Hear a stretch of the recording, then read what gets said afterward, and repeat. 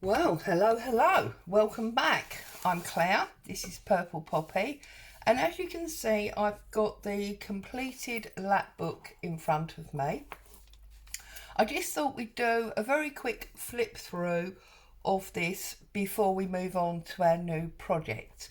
So, when I was here with you last, I was having terrible trouble getting the grommets to go in. Once I turned the camera off and I was able to stand up, that worked perfectly well.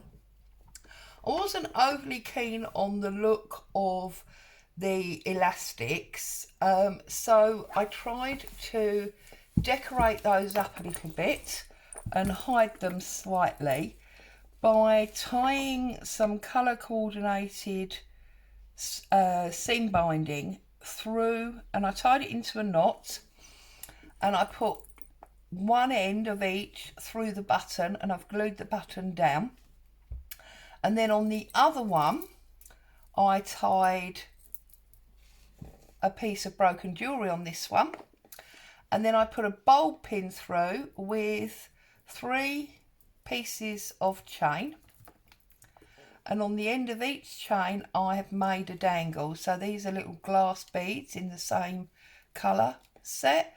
These are also beads in different colours. This one's glass, as is this one, but those two aren't. And then these ones are some little imitation pearls. So little charms on that side. And then on this piece of the seam binding, I put a broken clock or watch face.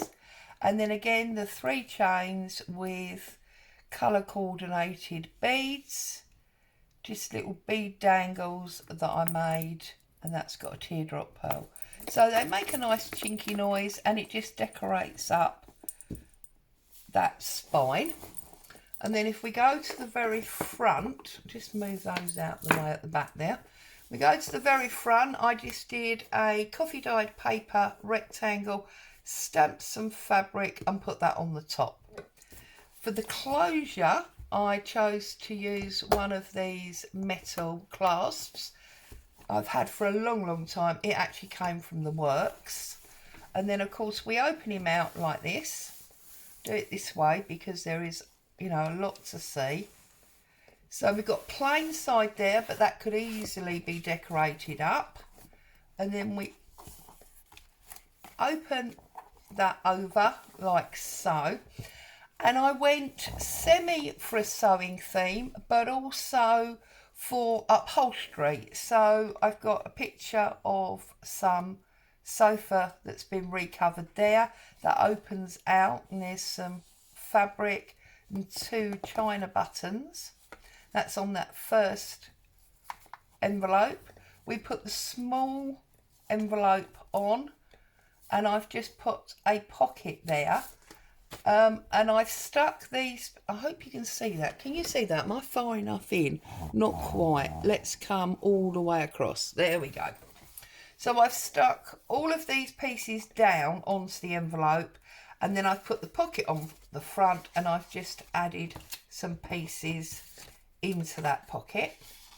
I put a pocket on this side, and I've got all 4 loose pieces in here.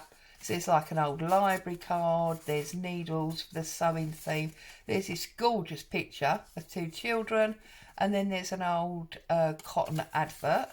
So they all went into the pocket, and I did make these pockets out of the backing papers that we made, okay?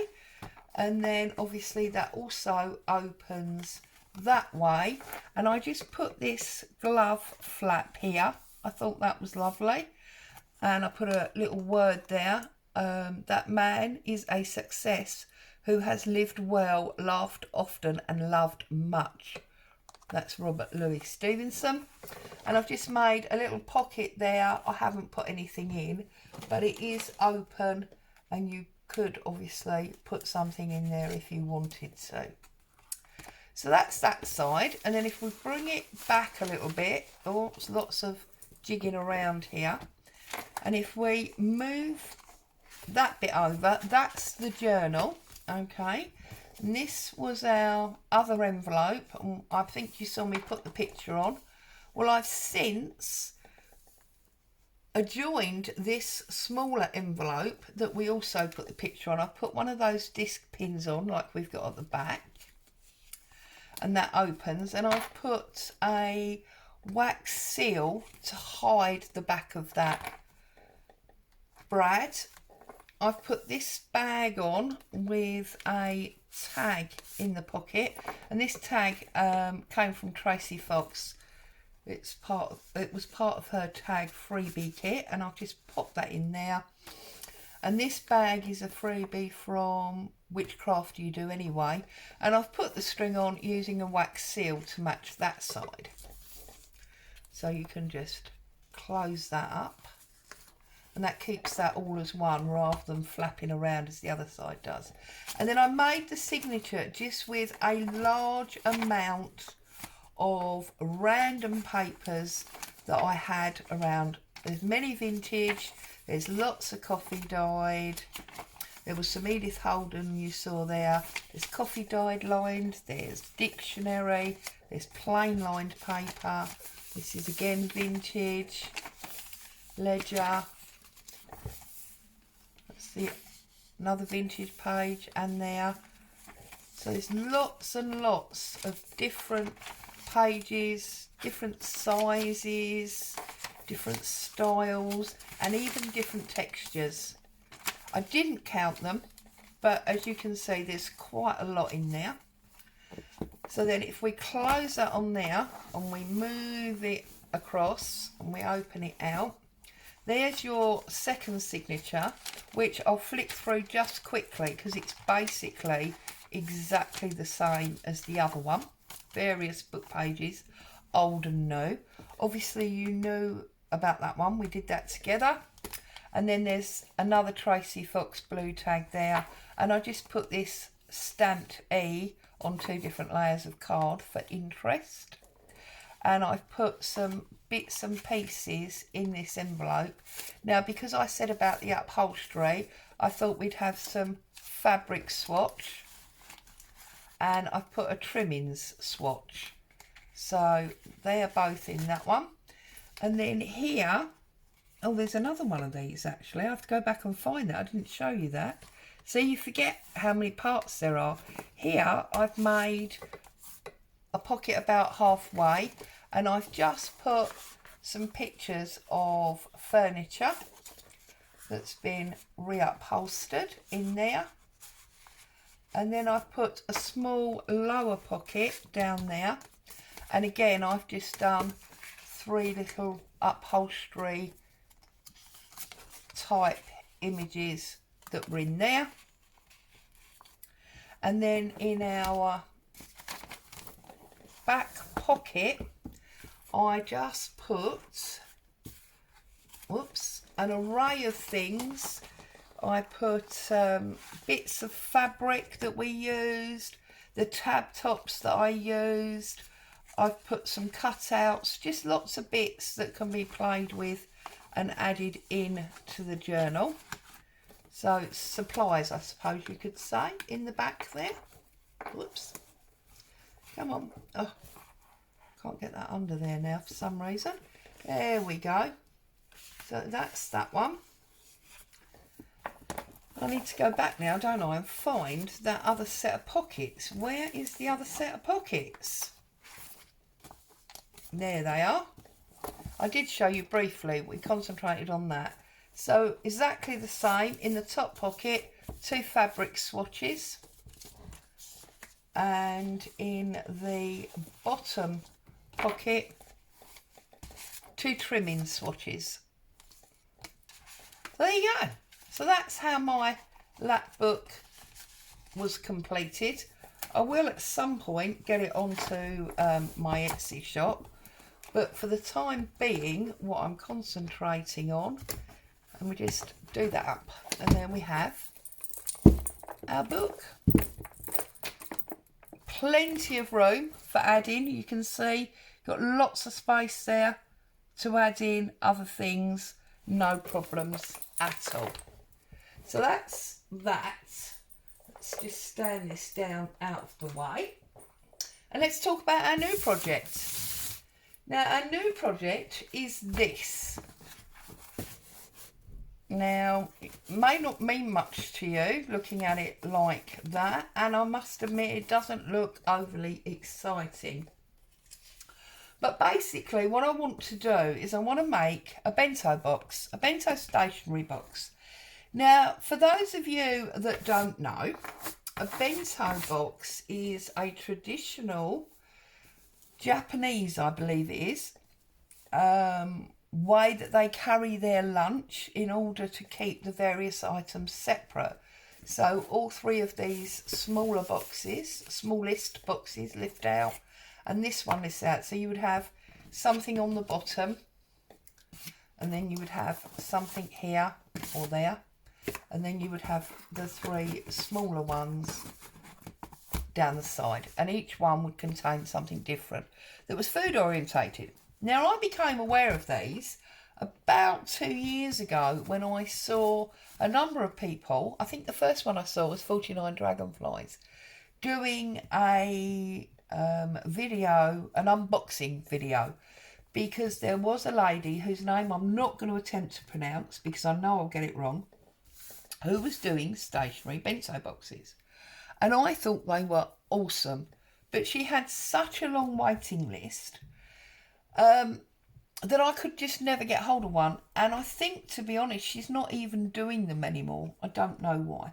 So, you know me, if you can't buy one, make your own. So this is my demo. This is my template, my sizes, and we're going to make one together. Now, what you're going to need for this, bearing in mind this is Scrapology Wednesday, so we're using up all our scraps, and you'll be able to see this is the box that my weaving loom came in at Christmas time, and I've just used all of the pieces from that box. So you're going to need some cardboard. The stronger the cardboard, the better. If you've got it and you want to use something like bookboard, that's really, really firm and wonderful. If you've only got corrugated card, that's fine, because obviously we're going to be gluing layers on and it will stiffen up. You're going to need something to make your hinges with, and I made these ones out of book page, so they were really obvious for you to see, but also because I felt actually I'm probably going to carry that through, and I'm probably going to use book page as my hinges. So you obviously glue, scissors, etc. So looking at my template, and put my box on the floor out the way. To make the very biggest one, we need a piece of cardboard that is 11 inches long by 7 3/4 inches down. Okay, so let's do that. First of all, let me bring up my guillotine and let's do that piece first of all. Okay, so we need 7 3/4. I want to make sure I don't bash the camera. 7 3/4. This is going to be long enough to be 11. That's what I need to check. Yes, it is. Perfect. Okay. So 7. Oh, hang on. Let me just check this. Sorry, I feel like I'm going a bit mad. Right, 7 3/4 is there.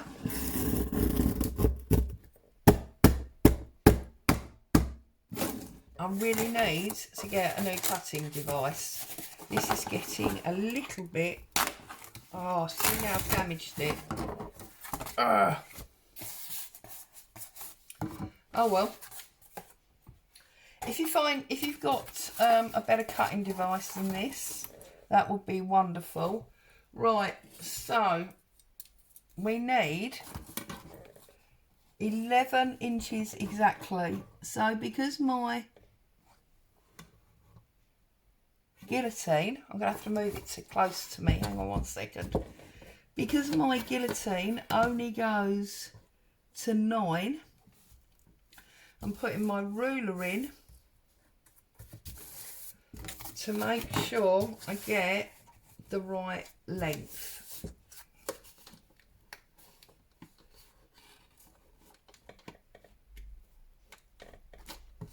Like so. Okay, so you can see I move it back up now I've worked it out. Lift that out, hold it nice and firm. Unfortunately, look at that, we've cut that dodgy bit off. So this is my base, okay? I then need 1.5 inch pieces, and they're going to be my upstands, okay? So, bring back the piece of cardboard that we've just cut. I'm going to cut that off because we don't need that bit, that's spare. So, 1.5 inches. So, 1.5. There's one. And I know it's slightly too long, but we're not worried about that at the moment. 1.5 inches. There's 2. And 1.5 inches. There's 3. Okay. Actually, do we need we might need a 4th. So, yeah, let's do another one.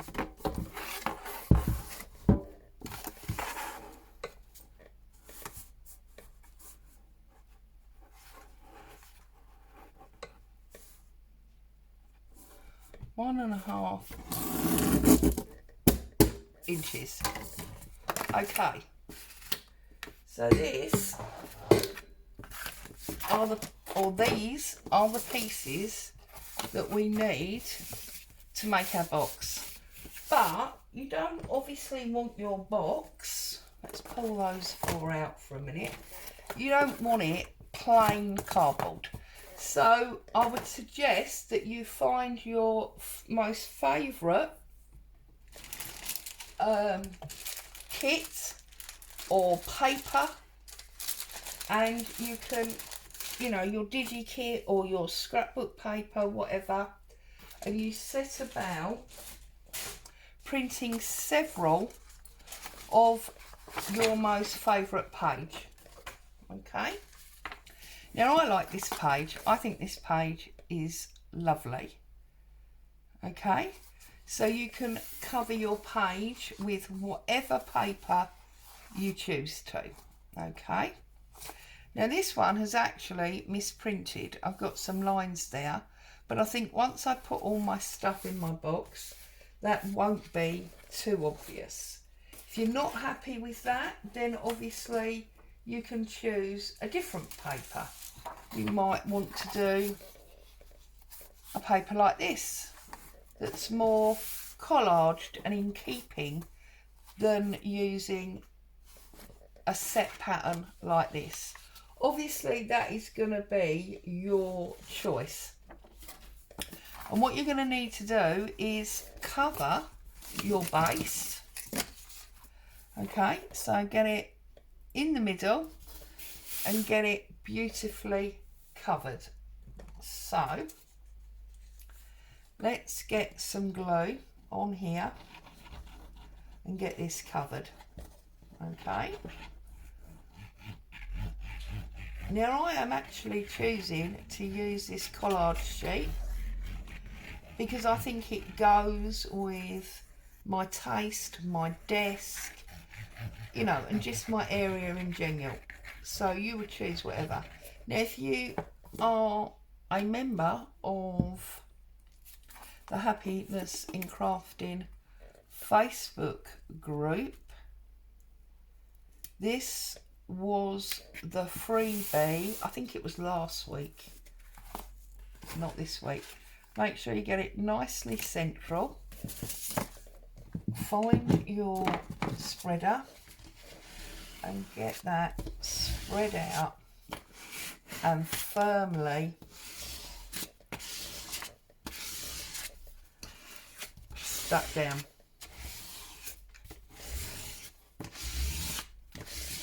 Okay.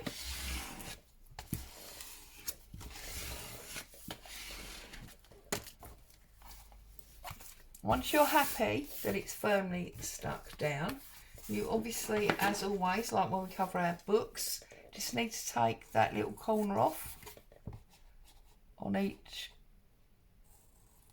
corner. Take that little piece off. And you remember that I've showed you many times, get that memory into the paper. So fold it up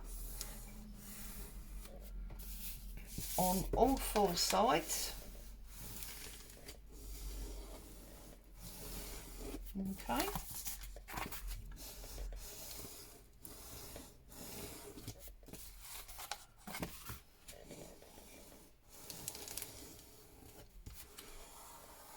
Whoops. Don't bend it back the other way like I just did. And then run your glue on that tag that you're now going to be folding over. Okay.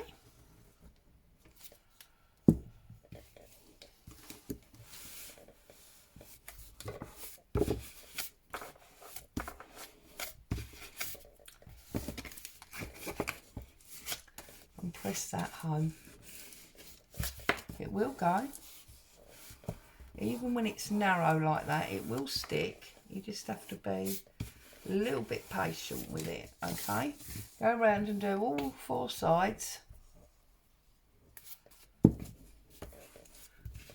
This is also quite thick paper because this is the Navigator 120.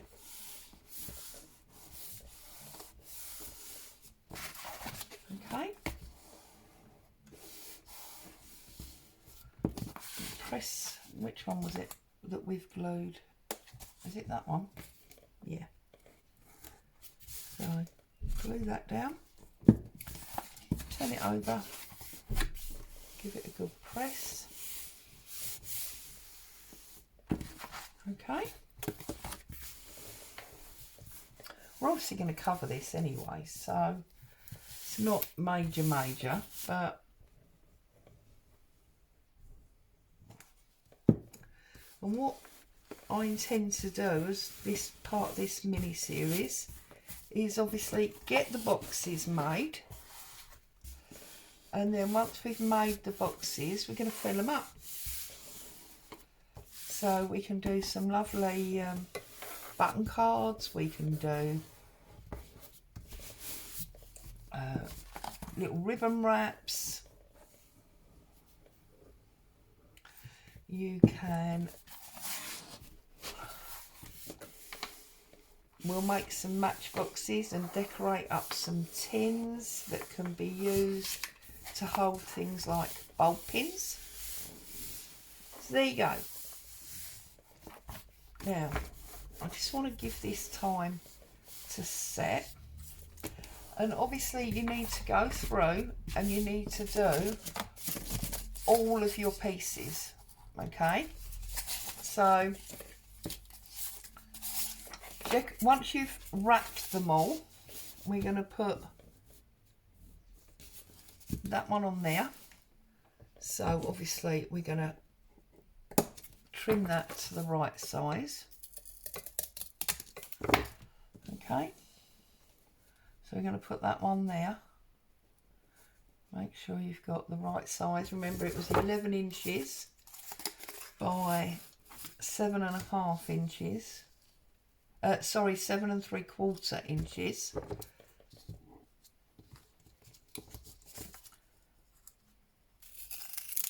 Let's move it up for you. So you need to cover all these pieces, okay? Like so, like we've covered that. And whatever paper you're choosing to use, Okay.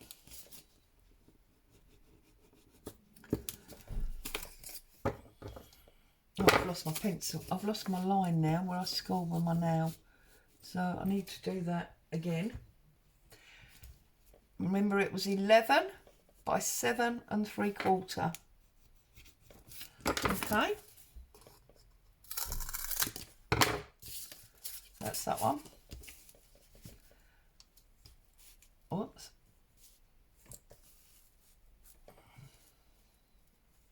That one, I think I've done marginally too big. Need to take a little bit more off of that one.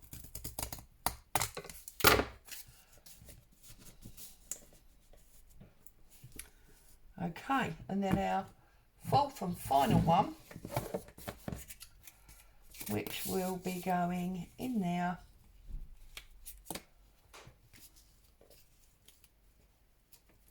That's my oven clicking because I'm cooking coffee dyed papers at the moment. And then we're gonna trim that one there. So there you go. So you've now got your 4 sides, which will be your upstands. Okay.